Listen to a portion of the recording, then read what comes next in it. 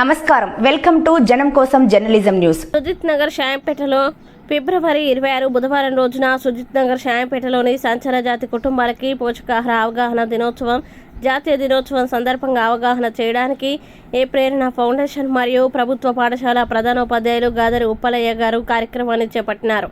పసిపిల్లలు ప్రత్యేకంగా cool drinks, junk foods లాంటి వాటికి దూరంగా ఉంటూ మంచి కూరగాయలు, తాజా ఆహారం, తర్వాత గుడ్డు, చేప మొదలైన మీద తక్కువ ధరలో వచ్చేటువంటి పోషకాహారాలు కూడా అలవాటు చేసుకుంటే మంచి ఆరోగ్యాన్ని కాపాడుకోవచ్చని తల్లిదండ్రులకి బోధన చేయడం జరిగింది.